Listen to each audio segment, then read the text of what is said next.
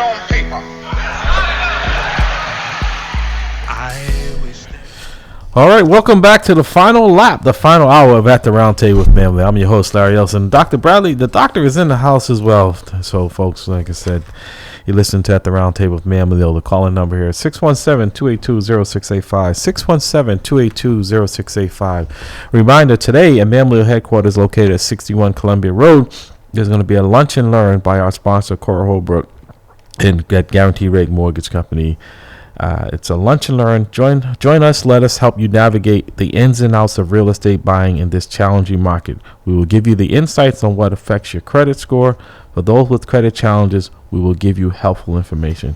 So give her a call at 508-345-4726. Like I said, just need a head count for the lunch today. Like I said, at Memley headquarters today at 11 a.m. to 2 p.m., 61 Columbia Road. Come by and get informed and get fed. Like I said, a little lunch and learn, like I said. So, folks, in the news this week, and according to the Bay State Banner's Yahoo Miller, says councilors clash over redistricting. So we're talking about election redistricting. With excess population, Councilor Flynn unwilling to budge on either side of District 2. A redistricting map supported by voting rights advocates sparked fierce pushback from white city councilors Monday during a heated hearing in City Hall's Ionella chamber. City Council President Ed Flynn, who represents South Boston, downtown, Chinatown, and parts of the South End, blasted the coalition-backed map, which was submitted by councilors Liz Braden and Ricardo Arroyo, questioning whether the advocates had violated open meeting laws. I'm concerned that there's a map that's already been discussed and already has votes to pass it, he said. Braden, who heads the redistricting committee, said the map, which was sent to the city council members Monday morning, was subject to a secret council discussion. I can assure you our colleagues were not working behind the scenes, she said. The map was generated by advocates. From that rocky beginning at the conversation shifted the map itself, which was filed by Arroyo and Braden Friday. While Flynn has maintained that he wants to keep all of South Boston in his district, he also said he wants to keep the housing projects in the South End in the Castle Square, Victoria, and Cathedral developments in his district. Although the Arroyo and Braden plan would leave those projects intact, District 2, as drawn, is the most overpopulated of the 9 districts. Flynn would have to shed 13,481 people to hit the ideal average population of 75,000. He expressed refusal to give up his precincts on either the South End side of the Dorchester side of the district. He would render that goal impossible. Flynn did not acknowledge the point during the Monday hearing. When people are trying to dismantle my district and take public housing out of my district, I take that personally, a visibly angered Flynn told his colleagues. District 3 Councilor Frank Baker, whose district is the most underpopulated of the 9, similarly expressed frustration with the Arroyo Braden map, telling councilors it would divide communities in his district. They're telling us white people don't matter, Baker said. At-large Councilor Julia Mejia asked that her colleagues not take the maps personally. These council seats do not belong to us, she said. Mejia said she was pressured by a colleague to take a stand against the map submitted by Arroyo and Braden, although she did not name the counselor. This is not about me turning my back on South Boston, she said. While Flynn repeatedly expressed an unwillingness to pry public housing developments from his district, Councilor Ricardo Arroyo noted that Flynn signed on 2 maps that were just that, one filed at City Council Aaron Murphy and another filed by Brendan and District 4 Councilor Worrell. Both maps put South Boston housing projects in District 3. He reminded Flynn, I don't fully understand what the major differences are when he could sign on to maps that did that, and today says it's a bridge too far. Arroyo said that the first map he filed took a South Boston housing project from District 3 and returned it to Flynn's district and did not add any South Boston precincts to District 3. Yet neither Flynn nor at-large Councilor Michael Flaherty, also a South Boston resident, signed on to this map. For his part, Flaherty cautioned against Boston City Councilors repeating what happened in Los Angeles, where a Latino City Council president was caught on a recording referring to the black child of a few fellow councilors as a monkey and disparaging a white colleague during a closed-door meeting on redistricting.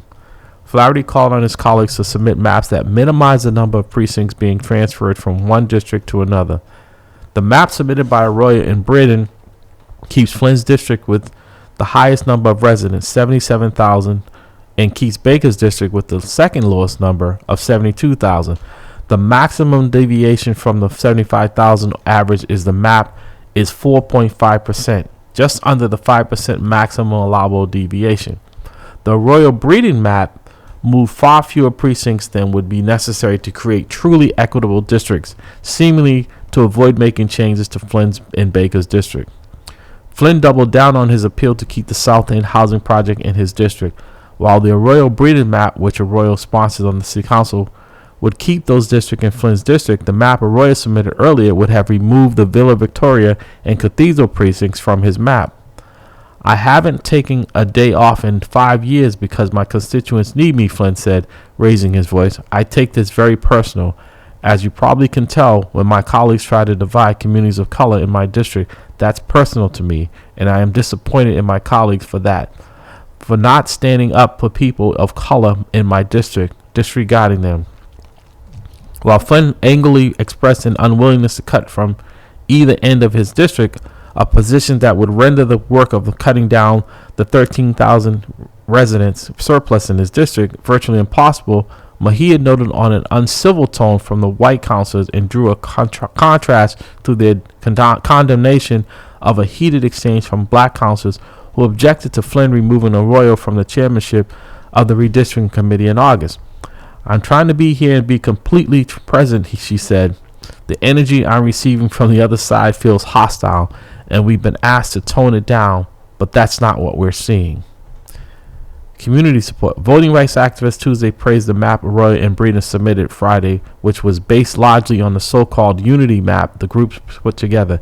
The NAAC's Boston branch is pleased with the leadership's selflessness and courage of councilors Breeden and Arroyo in bringing forward a unity map of the councilors for consideration. NAACP Boston branch President Tanisha Sullivan said in a statement, "In the spirit of the Voting Rights Act, the Chinese Progressive Association is deeply committed to ensuring the voices of the Chinese community are strengthened through the redistricting process," said Karen Chen, Executive Director of the Chinese Progressive Association. "Our work is not complete, and we believe the Breeden Arroyo map does what it is needed in this cycle to strengthen that voice of throughout the communities of color." Activists from Mass Vote, the Urban League of Massachusetts, New England Director United for Justice, and New Democracy Coalition also expressed support for the map. So, Dr. Bradley, the fight begins. So, Councilor Flynn is saying that he doesn't want to give up his piece, any of his pie, in the South Boston downtown areas. Other folks are saying that the pie needs to be. He has the largest population, and they're trying to trim about 13,000 constituents from him. Breeden and Arroyo, who are leading, appears to be leading this charge or redistricting. That's what I said. Voting matters, right? Elections matter. Well, the redistricting process is something that we do frequently in our system. Mm-hmm. You know, it could be manipulated to alienate voters in more than one way. My question would be, why are they targeting South Boston? Well, you said they were taking something out of the developments in South Boston. And I asked myself when I heard that, well, what is the population of black folks or people of color in those developments? Well, it in South Boston it has increased, not considerably, but you do see, black and brown people in South Boston. Mainly in the public housing area, because South Boston is a very expensive neighborhood to join. To move in. Yeah.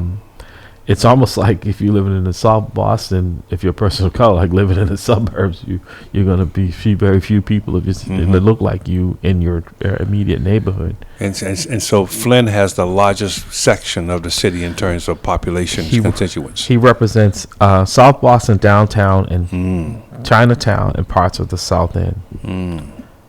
And South Boston would include the New Northern Avenue area. Yeah. Yes, which is it all does affluent include. people that's working and that's living in those areas. Because I mean, you cannot live in that area unless you are somewhere north of 1 million. Yeah. So Flynn, like I said, he's quoted. He says, "When people are trying to dismantle my district and take public housing out of my district, I take that personally." Visibly angered, Flynn told his colleagues. And then Mrs. says, District 3 Councilor Frank Baker, whose district is most underpopulated of the 9, similarly expressed frustration with the royal breeding map, telling councilors it would divide communities in his district. And this is his quote: "They're telling us white people don't matter," Baker said. We know that's not the case in America. Rhodes, are you still there? Rhodes, are you still there? Yes. Oh, okay. No. So again, Can you hear me? yeah, we can hear you. Yeah. So the battle begins. Just redistricting. Folks. But I think Flynn understands the landscape, right? That don't give me something that doesn't really count, right? So if I know that I can count on my voters to come out and vote for me in South Boston, Chinatown, parts of the South End, right? And now you want to take some of that from me, and you want to, I'm not justifying, and then give me 13,000 people who don't vote. What's the benefit for me? Right? It's no. So is he a relative of the mayor? Yeah, it's his son. Okay, so he's getting an education from his daddy as relates to what this means to him. That conversation is happening over coffee or whatever the case may be. Right. But in all fairness, in the final analysis here, I don't blame him. No, that's what I'm saying. I would ask him, how is it going to benefit me if I relinquish this and get that? Right, I'm giving you 13,000 votes. That could put me in jeopardy of losing my seat, right? Yeah. And knowing that when Julia Mejia first won, she won that came down, that large seat came down to 1 vote. One vote. Right? So if you're asking me to give up 13,000 guaranteed votes. That for me. vote for my way, and you're gonna now cut up the pie and give me a segment of the population that doesn't vote. Like I said, I can't be mad at him either. Yeah, I can't be mad at him. It's political suicide. Yeah, exactly. Sad on that population, this segment of population that doesn't Right, vote. because if people voted equally, it wouldn't be a problem. No matter where you are, you could get elected, right? But we know this is, in my opinion, the reason why this fight. He's saying, "Hey, wait a minute, you want to take away my voting block and give me a block that doesn't vote? Do the math. Yeah. Do the math. Do the math. Right, do the math." For Rose, I think this ties into all we were talking about. Voting, like I said, voting rights. Why we're in such shape we're in. Well, yeah, I mean, you only have a small segment of the population in the city that's voting routinely. That's right. If you look at the overall voting population compared to the overall residential population to the city, you realize that there's a very small component of it that's going out to vote. And I often ask myself, how are they divvying that up? Because if I were a politician, I would ask the question. I would try to get into the population of people that vote the most. You draw the lines. Right. Exactly. That's what this because redistricting. that was, that's going to guarantee me my position. Exactly, re-election. But also, I could almost guarantee you there's a large population of super voters. For those who don't vote, those are those who vote all the time, right? Yeah, I'm one of them. Right. So I'm not going to give up super voters for non-voters. It just doesn't make any sense. right? I mean, that's a no-brainer, right? Yeah. But that is a representation of what is not happening in certain communities, right? That people are saying, "Hey, I don't want to represent you." But on the other side of that argument, though, if you had a policy or a mechanism or an apparatus, however you want to frame it, that encouraging voting throughout the city, this would be less of a problem. Because if I were actually getting a segment of the city that I knew that vote, because we all vote, then redistricting won't be as important as it is, for that perspective. There's other ways you can manipulate. Don't get me wrong. I clearly understand that. But that just goes back to the point that we need to, in a democracy, we need to encourage voting, not try to reduce it. Well, you're right in certain places, but that's not the problem here in this state. We just have a lack of people participating in the process, right?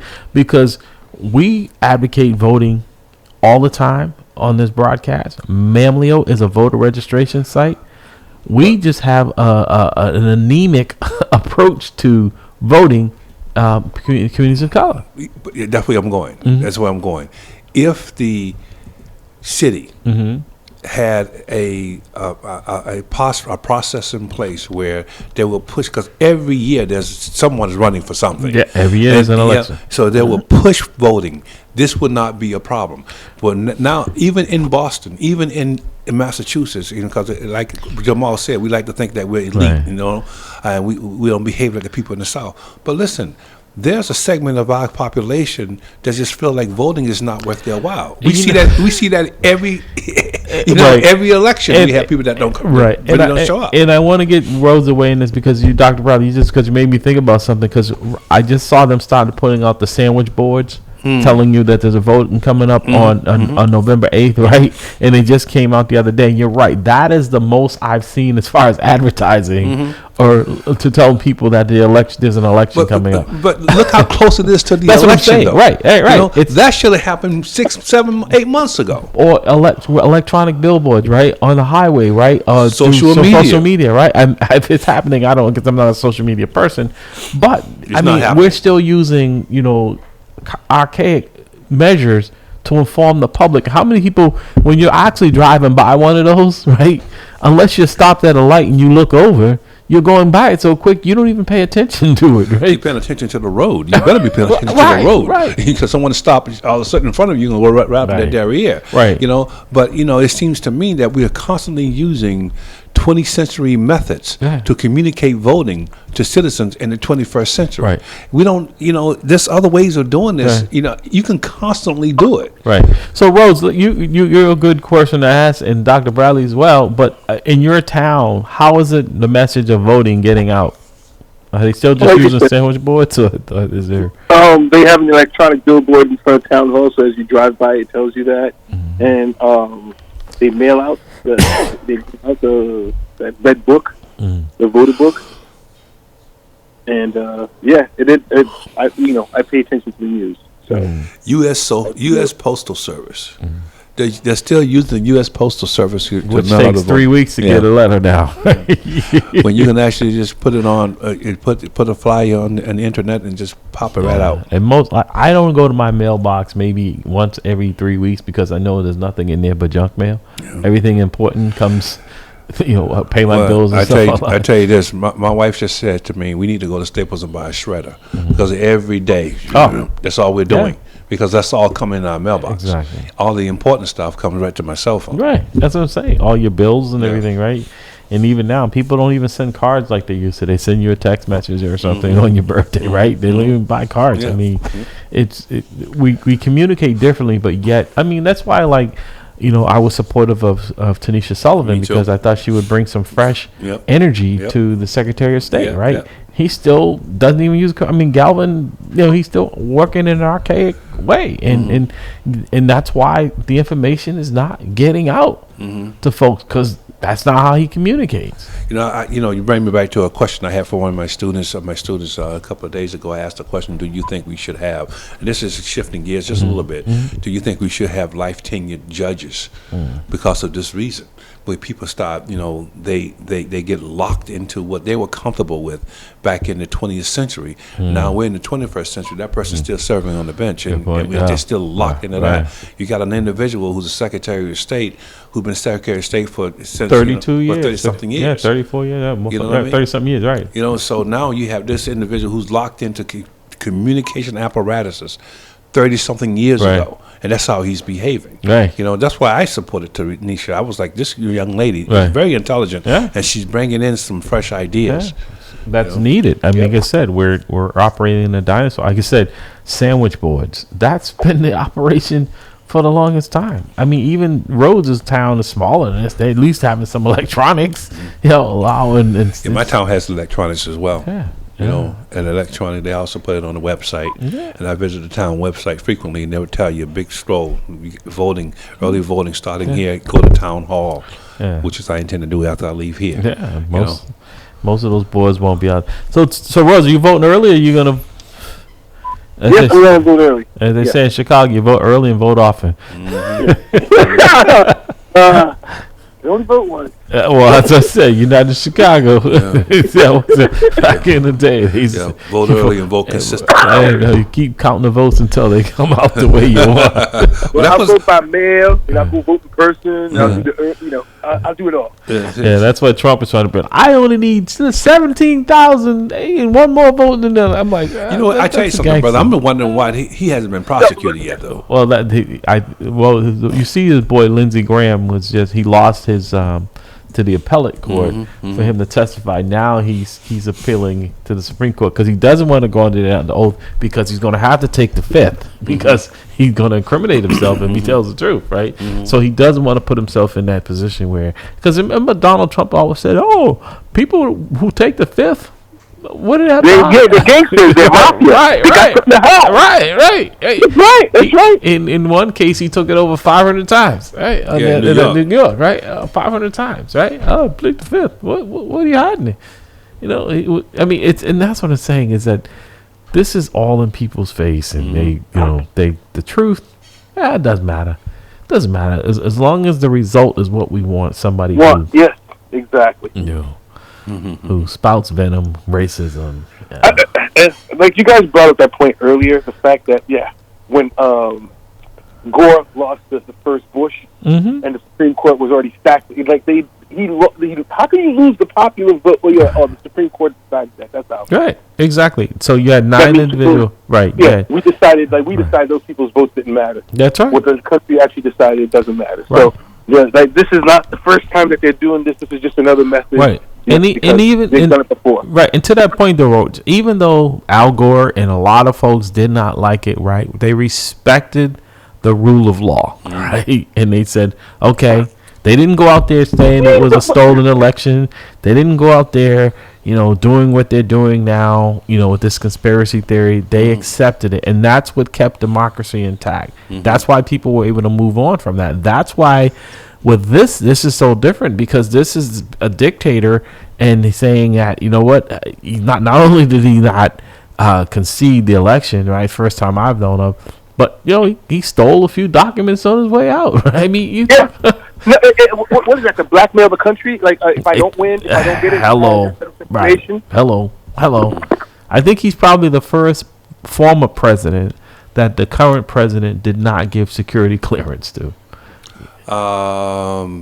For us, I on top of my head, I think he is. But don't quote me on it. Recently, yeah, because usually that's like a foregone conclusion, right? Because there's a brotherhood in the trust, right? That trust there, but I don't think that's happening. No.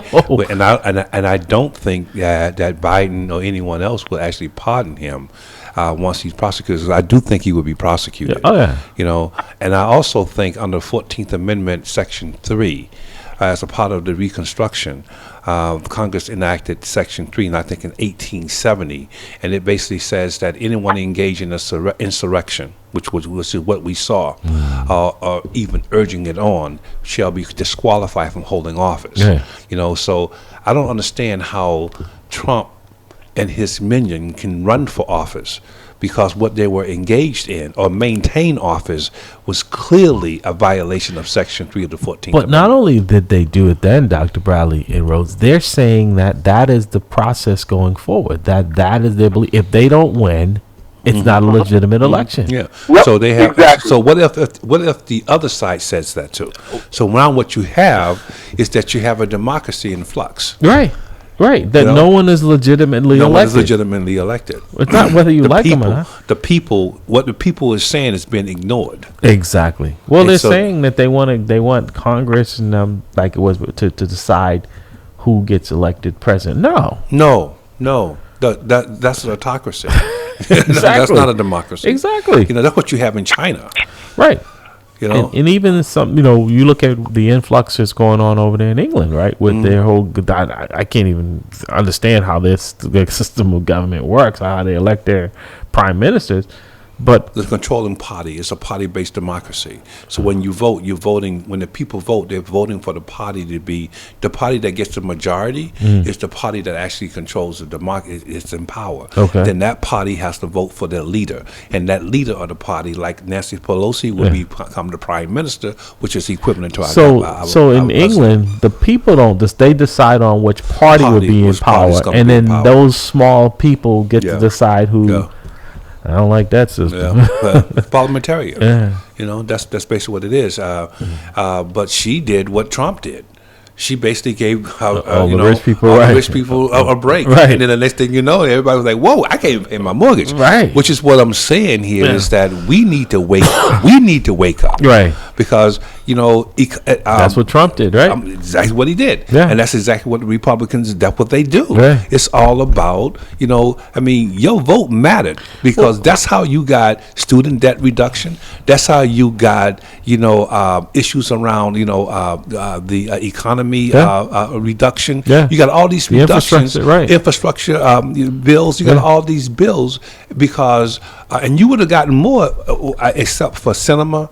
Right. And mansion. Right. So if you can actually get 2 or 3 more senators, you know, to negate those voices that I think leaning more towards Republican than they are Dino, in my opinion, then, you know, you can get even more. Yeah. But we got to wake up because, you know. To your point you just made out, because this morning, yesterday, the appellate, the 8th Circuit put a hold on Biden's and on the student loan debt cancellation. Right, exactly. And that's the Republicans, who filed the charges. Right. Republicans. Exactly. You know? But yet when he got that tax break for the rich folks, right? He said, hey, I just gave you guys a lot of money, right? It wasn't about there was no charges filed against that. Right. You know? Right. But that was okay because it was their rich friends that benefited. When they bailed out the banks, there was no charges filed against that. No. You know what I mean? When they bail out, they can bail, but exactly. They can't bail out the American people. They can bail out the corporations. You can bail the corporation, but you can't bail out, you know, the average individual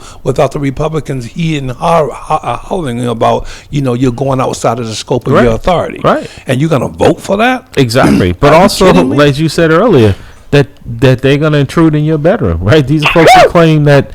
You know you have rights and the government should stay out of your business, but yet now the government wants to be in the business and the hypocrisy of a lot of them. It is hypocrisy. It's like, how is it that you want the government out of your business, but you want the government? Right.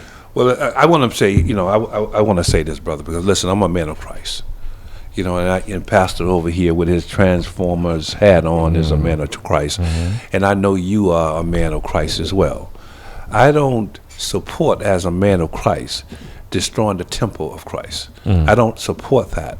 But I don't think that it is the government's business to be in the bedroom of a woman who may say, I don't want to carry this seed because I was forced, or I don't want to carry this seed because it's dying inside of me, or whatever the reasons may be. There may be legitimate reasons for it. What I'm simply saying is that it's not my call.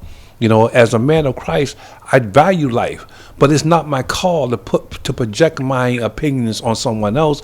Let them make their own decisions, and if they have to deal with it, then they have to deal with it between them and their God. Right. That's how I see it. Amen. Exactly. It's just like, you know, someone who has a terminal illness. You can't tell them they have to keep taking treatment if they decide I don't want it anymore. Right? They're allowed to just if these folks. So that's their choice. But you know, the way I think is, this is so obvious to me what they're doing, but you know, why are they doing this? Why are they telling people that you got to have this regardless of what the situation? Why are they doing I'm going to tell you my opinion of that, Dr. Brady. Think about who they're going after. The folks who are the last ones to get any type of rights in this country, women and people of color, right? So that's what they liked it when it was just predominantly white men who controlled this country, who controlled everything, who had all the decision making, right? So they're not going after a segment of this population, right? Their rights. They're not telling men that you got to, if you had a vasectomy, you can't have them anymore in their states, right? They're going after women and people of color, the folks who were the last ones, who they feel that since they've gotten rights in this country, that this country has gone. Think about it. Well, but you know, think about this, Larry. Look at this now. A woman is fertile for a short window. Yeah. You know, probably once a month that egg is there. Between 12, it survives between 12 and 24 hours. A man is fertile from puberty to death. So why not control that dude? You know what I mean? But he's the one that had, if he would release himself responsibly, this won't be an issue. But we've all seen the hypocrisy, right? I mean, where, come on. remember Sturm when they, some of his race, and then find out he was impregnating women and had black children. So, I mean, it's the hypocrisy of it. And you think Donald Trump has not paid for abortions? Sure he has. Right, Herschel Walker, who they say, okay, you say, oh, I'm a good Christian. Oh, you're a good Christian now, but the people, your children, are saying you weren't a good father. You're not a good father, and you've paid for numerous abortions. You've got 4 children by 4, but this is the person you're propping up, saying that this is who the Christians are getting. That is such a hypocrisy, right? So you're selling your soul to the devil, and there's a price to pay for that. Well, I tell you something, brother, and I think Pastor will concur with me. The devil knows the scripture just like you do. The devil's in the details. He's in the church. He knows it. You know what I mean? The devil is trust in me, the details. you got to be careful, Doc. It's like I said, we are in some really tumultuous times because, again, folks are sitting back and saying, okay, roll the dice if you want. There's a price that's going to be paid. We're seeing it now in real time. Our democracy is in peril. Yes. It's just that simple. It is. And anyone who has an R next to their name is the one who's actually putting it in peril, in my opinion. I can't vote for him. Right. I cannot vote in all good consciousness.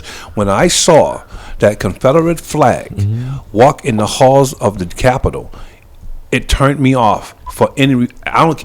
The person, I understand the person is not the party, but listen, the person has to yield to the party. That party behaved as if that was a regular day. It's not a regular day when the Confederate flag can walk through the halls of the Capitol. But also, when these folks are asked, would they vote for Trump, and they said, Mitch McConnell said, if he is the person who's elected by the party, that he would support whoever they.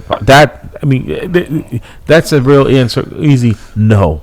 And he, you know what? And in my opinion, that's why the party should not be in office. Exactly. Anyone who has that should not be in office. They are a threat to our democracy. Absolutely. They are a clear and dangerous threat to our democracy. Because it's all about power. Yep. Anyone that would be that disrespectful basically put a bounty on your head and saying that, you've committed suicide, right? And be disrespectful to your wife, and you can say, if he is the one that your party chooses, that you would support that person. Didn't he? They thought about country. Didn't he talk about? But that means you have loyalty to the party, not to the country. Right. Yes. Not to the individual. Yeah. Didn't he have? Didn't Donald Trump have some kind of negative comments about someone's wife? Yeah, he called her Chow Chow. Yeah, Mitch McConnell's wife. Yeah, He really did. Yeah, yes. And Mitch McConnell, he said that he had a death wish or something to that effect. Because of he had made some comment that Trump didn't like, and he basically, like with Pence, he put a bounty on his head. And he's gonna support that?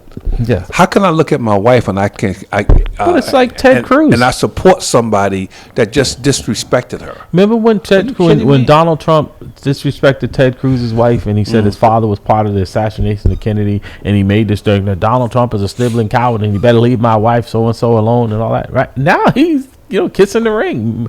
Lindsey Graham said Donald Trump was a charlatan, a snakesman, all this stuff, right? I mean, you go back and listen to it, and here we are, right? And these people act as if we don't have recordings. But it's like, man. There are folks that in the past this would matter, right? This would have some, like, wow, it would discredit your credibility. Now it's a badge of courage. Yeah. It's a cult following. They're morally bankrupt. Absolutely. Morally bankrupt. Absolutely. You're going to actually support someone like that? That's what they do. Wow. That's what they do. Because like you said, they want to maintain their power. It doesn't matter how they do it. They're going to lie, cheat, steal, and then again, subvert the will of the people. Yeah. That's why, to his credit, the lieutenant governor in Georgia, he said Herschel Walker's not qualified. He's not supporting him. You can. It's like I said, Liz Cheney, not somebody I would any of her values, but the value of country over party. Yeah, I respect Liz Cheney though. Adam Kinsey. I don't like her politics. No. But she was one, and with Adam Kinsey, Kinzinger, right, that came up Kinsey, and said, "Listen, I'm standing up. This Right. enough is enough. Right. I'm done. Right. You know what I mean? We can't do this." Right. Now she lost her position, but she made a statement. She didn't Hey, lose listen, her principles. She didn't lose her principles, and she said, "If he is the nominee, I am not going to be a part of the party." No, she says, I will do everything I can to make sure that Donald Trump is never He in should the White not. House. But he should not be allowed under the Fourteenth Amendment. He should not be allowed. Right. But here's the sad part: the Republicans, for the Democrats, Donald Trump is the best thing for the Democrats if he is their nominee, because there are a lot of people in this country don't want to go through that again. Right. So Every day. right. Larry, every day the romper room was running rampant in the White House. It was like, could we have one day of silence? Right. Exactly. One day of peace? I'm tired. It was like a reality TV show. It was. Every day. You know- I said to my wife, I tell you something, Donald Trump is doing some wonders for the news broadcasters because the job is easy. Exactly. They don't have to look for news. It's no such thing as a slow news day. No, Under but this guy. also clearly he wasn't running the country, right? He's too busy watching Fox News. Yeah. Fox News was running the country. That's right. Kennedy and those guys. Most of his people he brought in there, he brought personalities from Fox News over to be part of his staff. Sitting there pouting that he lost the race. What do you expect when you're telling people to inject bleach in the body? I mean, what do you expect, dude? You know what I mean? Yeah. You saying to inject bleach in my body to Yeah. kill corona? And that lady was over there like, oh my God, I'm not even going to look at this what dude. do I have to do? Can't believe folks elected this nut to be the president of the United States. Well, folks, want to remind you today, you're invited to a lunch and learn at Mamleo headquarters Saturday, October 22nd, 2022 at 11 a.m. to 2 p.m. located at 61 Columbia Road in Dorchester, Mass. Join us. Let us navigate the ins and outs of real estate buying in this challenging market. We will give you insights on what affects your credit score. For those with credit challenges, we will give you helpful information. For information for today's event, give Cora Holbrook a call at area code 508-345-4726. Rose, you gonna join us for lunch today? I know you got a busy schedule, but except for but I'll get there around noon. I won't be there until after Yeah. I know it starts at 11, but I noon. won't get there till He knows what time lunch is. He said, I get there around noon. I'm going to leave there with a full belly and a full mind. Exactly. He's like, he'll get through that preliminary stuff, and I'll stop by when the spread. He knows the delivery because they don't open up until everything. So I can tell you right now, knowing Cora, that you're going to have food wall to wall, treetop tall. Yeah.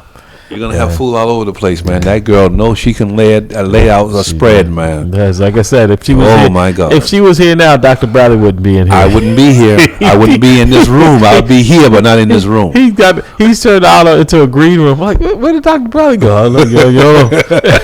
All I hear is crunching, and he comes back in here rubbing his belly. I said to Cora, no, you don't have to sit over there, baby. Come on over here. Take my chair. Come on and take my chair. I'm going to take some of your You food. take my chair. Don't worry about it. You're good. I never seen you move that fast. I never thought I could move that fast with a bad knee. But man, the food was smelling good. I don't know where she goes, man, but it is really some good food that she brings, and she lays it all out, man. It's like, come and get it. It's all good. And it's usually like just the three of us, maybe her guest. She's got a feast for like we're like 20 people here. I'm like, hey, Pastor Haas, put some of this in your pocket. I'm telling you. We leave out of here in the car. God, it smells like muffin sandwiches and cheese. Yeah, unfortunately, I have to work today, so I'm not going to be able to attend. But I'll tell you how it was. I hear you. I'll tell you how it was. My body might not be there, but my mind would definitely be there. Listen, I'll take pictures. What's the picture? Just text it. Put it on the sandwich board. There you go. Do a better advertising than the city of Boston does. It's crazy. Yeah. Like I said, we're in some challenging times. Right, I mean. But like, I ask myself the question: what are we leaving our kids, though? And I tell my students this all the time. This is what my generation left for you. Now that we can no longer boast to the world on the world stage that we always have a smooth transition. of power. Yeah. That's the cornerstone of our democracy. You can see it in action. You can see our democracy, our peaceful transition of power. Yeah. Well, that's out the window now. Yeah. Because I personally think, if he's back in office again, there will not be a transfer of power. No. Not forget about peaceful. No. It's just not going to happen. No, You know what I mean? exactly. You're going to have a situation where the Constitution is suspended. The court's decisions don't matter. Everything comes from martial that law. one particular thing. And once they hit martial law, and not spelled as MARSHALL, Right. I'm talking about the MARTIAL. Right, right. Once they hit the martial law, it is. Well, the other thing, you asked what we're leaving. I think what we're leaving, unfortunately, our kids, is because you always say you want to leave things better than the way you found them. That's what I was always taught.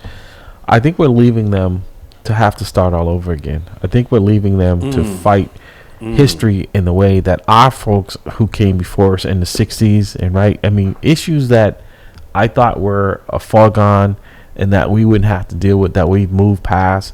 The racism in this country. I know we hadn't rid ourselves of it, but it wasn't in the way and the norms that we're seeing today. And a lot of it's because we took our eye off the prize. We took our foot off the gas, and we just got comfortable, right? And so now what we're leaving our kids is to start this fight all over again, because they're going to be in such deep trouble because they're still sitting back, not taking note of what, like I said, that should have been the alarm bell, right? The fire, right? We're at probably a 5-alarm fire already. It's going to reach 10 alarms, and then it's an inferno. Well, I think we're going to leave our kids a difficult time. I think one of the problems that our forefathers left us was that the practices that we become accustomed to was not actually predicated or etched in law. It was in custom. And I think because it was in custom, you were able to do things and get away with it because the law had no bearings on it. I'm hoping that we have enough concern about our future that there's certain transfer of power, certain things are etched in law, so the next guy comes up cannot and will not even attempt it. I'm hoping that's the case, but that's what I think the problem was. Because what you so articulated so well, and the reason why I'm not optimistic is our last refuge of somewhat normalcy was the Supreme Court, right? And that the Supreme Court had the last say in anything, right? And when you said the Supreme Court has no enforcement power, right? So when people were just voluntary compliance, that's how we worked in a democracy, that, okay, we've exhausted all our avenues. That's not going to be the norm anymore. So no one is going to listen to that when it's not a credible institution, when it's a more of when it's become a political. You look at, right, the favorability of the Supreme Court, the numbers are way down, right? And now you have courts that are looking at law, right, or stare decisis, things that have been settled. They're saying we're here to set things back, and there are folks who are saying I'm not going back, because there's folks like us who are saying, hey, we know your history, and it didn't work for certain people, and we're not going back to that. But your point that you made again was that everything that's, so like I said, if Al Gore wanted to mount an attack, he could have, like Trump did, but he respected the rule of law. We don't really have that anymore. We don't have it on the other side, and it's just a matter of how much of the other side is going to tolerate being the punching bag. Well, see, the thing, I don't disagree with you, brother. I think we definitely in some parallel times. Right now, we have been running since the existence of our constitutional government, not the Confederacy government. Now, see, the Confederacy government was one that came in after we had won our rights from the King George. Oh, by the way, they would not have won those rights without black men, by the way. They had to arm the slaves. And the only state, the only colony that was refusing to do so was South Carolina. All right. So when Washington sent Nathan Green down, Nathan Green wrote back to Washington and said, listen, South Carolina would not arm the slaves because the slaves outnumbered the white people. And they only got 750 white men who are able and young enough to fight, which is not large enough. But that's another conversation. So my point here is, what is my point? I went into another thing. I forgot what my point I forgot what my point is. But the thing is that we have a situation where our government, our constitutional government, is predicated on the rule of law. The rule of law is not an individual like a king. All right. The rule of law is that no one, regardless of where you are, what station you are in our government, is above that law, and the law would dictate. All men has to come beneath the law.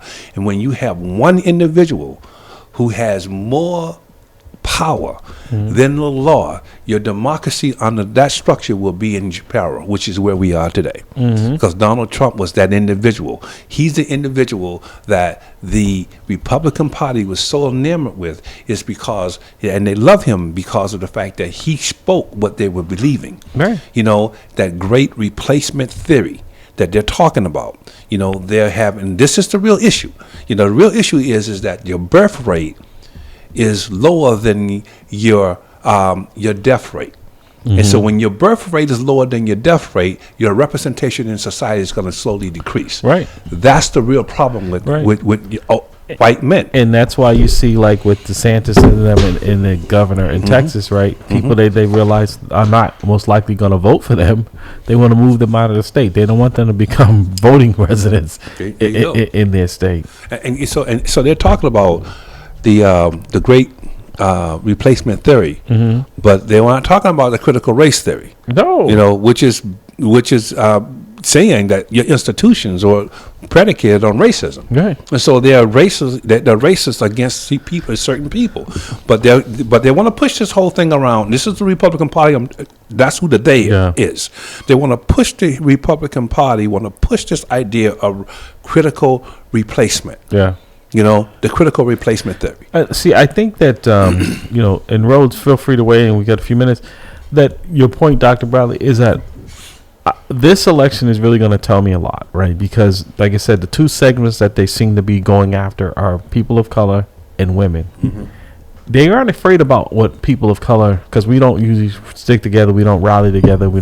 But women might say, hey, you know what?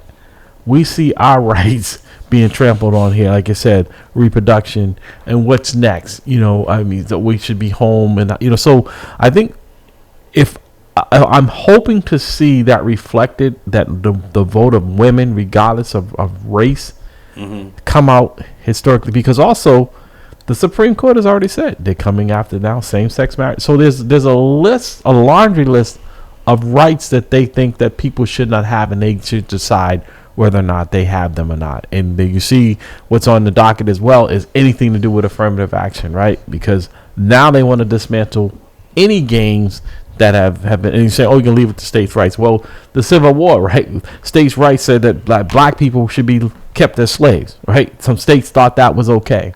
So we know if you don't have a federal mandate that protects people's rights, regardless to what state you live in, we will have states like we had before. And I think that's when Trump was saying, make America great again. That's the type of America that he's talking about. Yeah. So and I think people of color who subscribe to that nonsense do not know the history. But then again, we had black people who fought for the Confederacy. We had black men who marched down the main street of Virginia, Richmond, Virginia, complaining about the fact, and really the fight that the Union Army was occupying the city. So we understand that our people can be lost. Yeah. But when people start talking about make America great again, what America are you talking about? Because I'm still waiting for it to be great. Rhodes, any final remarks from you before we let you go, brother? We appreciate you hanging in here with us this morning, and I'll see you for lunch. Matter of fact, I'm going to buy you lunch today. You've been such a great contributor. That sounds good. All right, I'll see you in Babylon today. Yeah. All right, brother. That's why I said that. But I think that we are in serious peril here. I'm hoping that there is a hidden factor of voters, women, who see the wrong in here and seeing that their rights are going to be trampled on as well, because they're not just coming after folks that look like us. Yeah, I mean, what we got to understand though, as a society, as peoples that don't, in the Constitution, only about 5 rights that are guaranteed in the First Amendment. Yeah. So if they're taking your rights to abortion and they're saying that those rights to abortion. And the next thing is going to be right to marriage. Great point you just said, because they say all the time they want to be strict constitutionalists, right? Yeah. And the Constitution did not have anyone that looked like us. You were always on target, and women, right? There were no women and no one of color. Yeah, that's right. So strict how can you have a constitution that goes back to an era where it didn't even recognize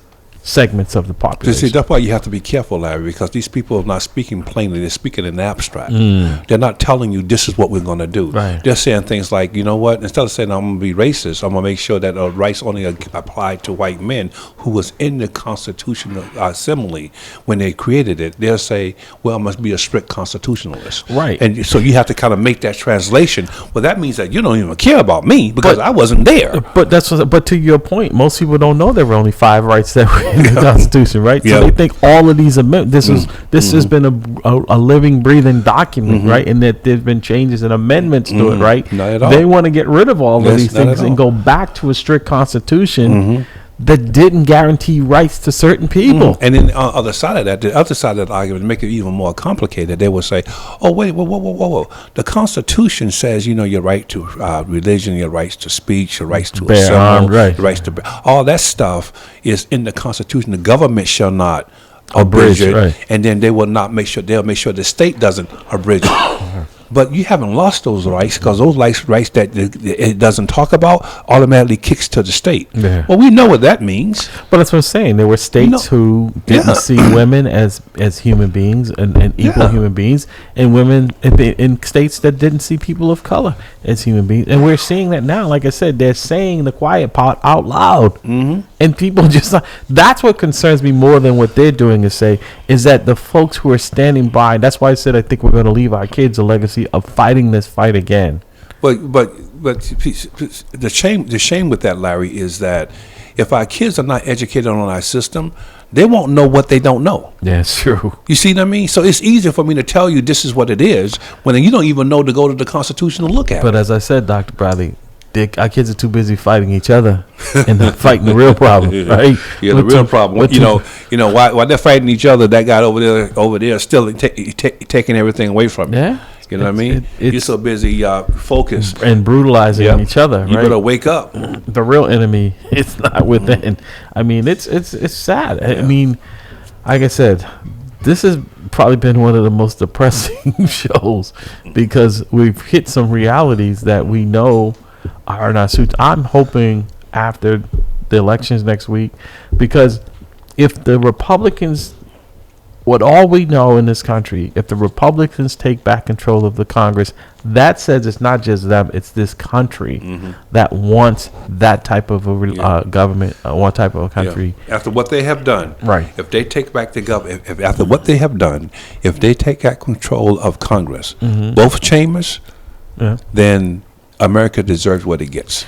Yeah, in my opinion. No, because you're you right. sit back and let it happen. But the problem is that it's not America that's going to get it; it's us. We're going to be on the receiving end of it. And some of us supporting it, though. Yeah. Some of us are looking at, well, we don't support all these different type of black organizations. You and I both know, and they know, that if that was if black people would have done what happened on January the 6th, it would have been slaughtered. Listen, they would have been slaughtered. There'd have been so many casualties. They'd have still been cleaning up the bodies on the Capitol steps, right? Exactly. The patience that they showed, and the only thing I say, when they were backed into a corner, is when they found, they said, "Hey, this woman's coming through. We don't know what she has." Yeah. That when they used the deadly force, right? That's what it took. And the last image of that day I have in my mind is that I was I had just worked out on my bike in my office, and I'm looking at television, and I see a police officer helping this old lady down the stairs, old white lady who was just there to fight on behalf of Trump. Yeah. And the officer, instead of locking her up, by the way, he's helping her down the stairs, and I'm saying to myself, if that was an old black woman, he would have kicked her down those stairs. No question. That there lies the difference between the value they have for us as opposed to the value they have for people. And they know there was insurrection. They want to say everything except that word. And you notice the Republicans just sit back and they don't say anything other than the fact, well, you got all the crime or the economy is bad, knowing the whole world is dealing with it. Right. But the patience that they showed to them that they would not show us. Dr. Brad, thank you, sir. Appreciate you. Folks, want to remind you again, last reminder, you're invited to a lunch and learn at Mamleo headquarters today at 61 Columbia Road, starting at 11 a.m. to 2 p.m. They said they're going to come and teach you about mortgages, your credit, how to repay your credit. Like I said, Cora Holbrook and her team will be live at Mamleo headquarters, 61 Columbia Road. Well, brother, I will be eating Dr. Bradley's sandwich. I hear you, brother. I hear you. But as they say, I'm going back to she's having Panera and pizza. Oh, Dr. God. Bradley. Don't you're making me hurt. Going back to my brother Louis Cruz, as Yes. they say That was in great Spanish. show. It was a Yeah. good show. Yeah. I really appreciate Louis. enjoyed Louis, that, good people. But as they say in Spanish, el gusto es mío. Okay, what does that mean? Larry's getting his? No, that means the pleasure was all mine. Oh, okay. Pleasure was all I'll be saying that after I have my sandwich. This time, I'm going to walk out the room smiling. I hear you. Pastor, Payback. you know it when you see it. Thank you, sir. We appreciate you today. Folks, that's going to do it for us, Yeah. Dr. Bradley, man. 3 hours. By like the grace of I God. gotta go see my psychiatrist. Yeah, I hear you. I'm depressed. By the grace of you were batting zero today, man. Today you were batting zero, This dog. is not a good day, man. Well, as they say, by the grace of God, we'll be back next week. Absolutely. Until then, Be blessed. Good. This is for the dreamers. They say I am a dreamer, 'cause I still believe that anything is possible as long as you work hard. Hustle real hard, hustle real hard, hustle real hard, hustle So real if I hard. never see ya, never get the chance to meet ya, no, I came up from the bottom, always